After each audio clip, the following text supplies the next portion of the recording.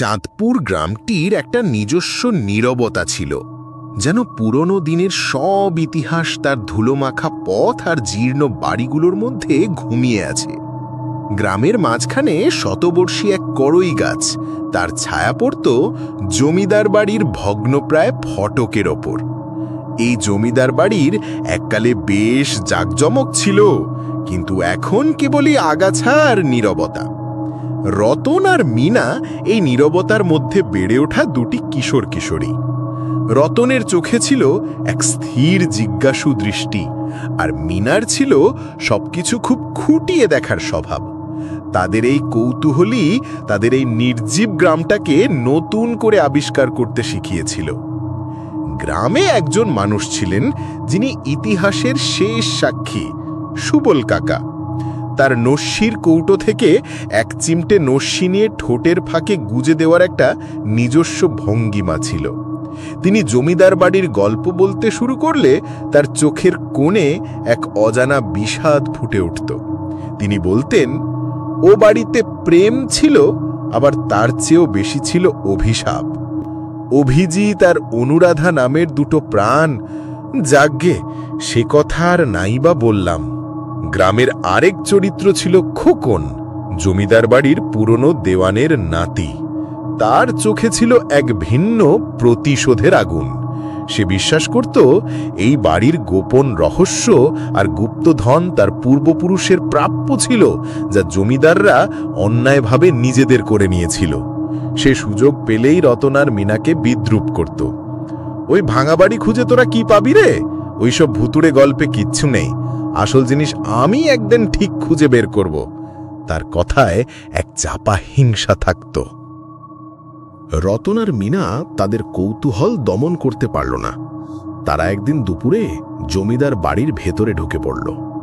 রোদের আলোয় চারপাশে শ্যাওলা আর আগাছা অদ্ভুত রঙে সেজেছিল। তারা দেখল একটা ভাঙা দেওয়ালের ফাঁকে একটা পিতলের কৌটো গুজে রাখা আছে। কৌটোটা বের করে দেখল তার ভেতরে একটা ভাঁজ করা পুঁথি। পুঁথিটা খুলতেই তাদের চোখ কপালে উঠল। পুঁথিতে আঁকা ছিল তাদের গ্রামের মানচিত্র, আর তার নিচে লেখা ছিল কিছু সাংকেতিক ছড়া। প্রথম ছড়া, যেখানে শাপলা ফোটে সূর্যের প্রথম আলোয়, সেখানে পাবে প্রথম চিহ্ন, যা লুকিয়ে আছে পাথরের আলয়। রতন আর মিনা মানচিত্রের ধাঁধা বুঝে পরের দিন খুব ভোরে শাপলা পুকুরের দিকে গেল। সূর্যের আলো যখন সবে পুকুরের জ্বলে পড়েছে, তখন তারা দেখল একটা পাথরের ওপর একটি বিশেষ ধরনের লতাপাতা খোদাই করা আছে। সেখানে হাত দিয়ে স্পর্শ করতেই একটা কুলুঙ্গি থেকে একটি পিতলের লকেট বেরিয়ে এলো। লকেটটা দেখে মিনার চোখ চকচক করে উঠল। এই লকেটের ভেতরে ছবিটা নিশ্চয়ই অভিজিৎ আর অনুরাধার। তখনই দূর থেকে গাছের আড়াল থেকে খোকনকে দেখতে পেল তারা। খোকন যেন তাদের প্রতিটি পদক্ষেপ লক্ষ্য করছিল।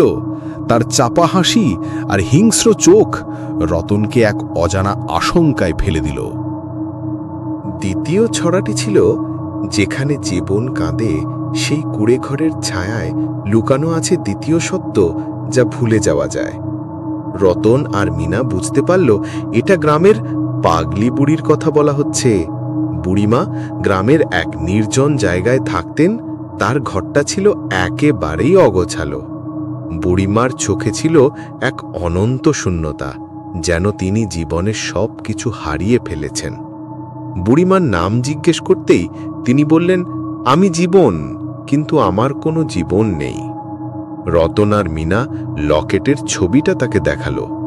ছবিটা দেখেই বুড়িমা কাঁদতে শুরু করলেন। তিনি বললেন, আমার মা অনুরাধা আর বাবা অভিজিৎ। এই জমিদার বাড়ির অভিশাপ তাদের কেড়ে নিয়েছিল।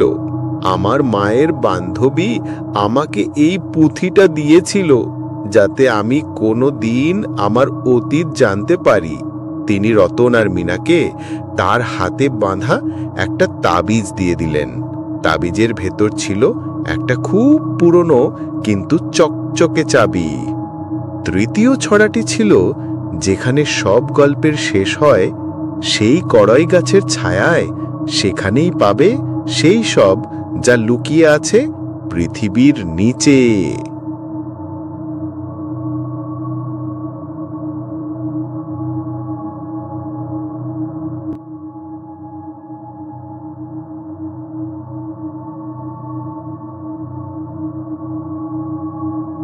দ্বিতীয় ছড়াটি ছিল, যেখানে জীবন কাঁদে সেই কুঁড়ে ঘরের ছায়ায় লুকানো আছে দ্বিতীয় সত্য, যা ভুলে যাওয়া যায়।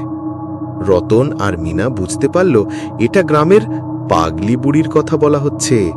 বুড়িমা গ্রামের এক নির্জন জায়গায় থাকতেন। তার ঘরটা ছিল একেবারেই অগোছালো। বুড়িমার চোখে ছিল এক অনন্ত শূন্যতা, যেন তিনি জীবনের সব কিছু হারিয়ে ফেলেছেন। বুড়িমার নাম জিজ্ঞেস করতেই তিনি বললেন, আমি জীবন, কিন্তু আমার কোনো জীবন নেই। রতন আর মিনা লকেটের ছবিটা তাকে দেখালো। ছবিটা দেখেই বুড়িমা কাঁদতে শুরু করলেন। তিনি বললেন, আমার মা অনুরাধা আর বাবা অভিজিৎ।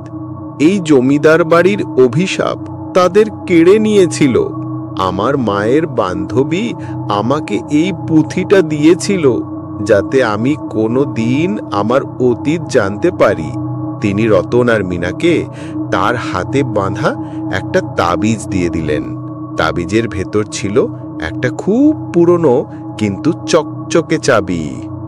তৃতীয় ছড়াটি ছিল, যেখানে সব গল্পের শেষ হয়, সেই কড়াই গাছের ছায়ায় সেখানেই পাবে সেই সব যা লুকিয়ে আছে পৃথিবীর নিচে।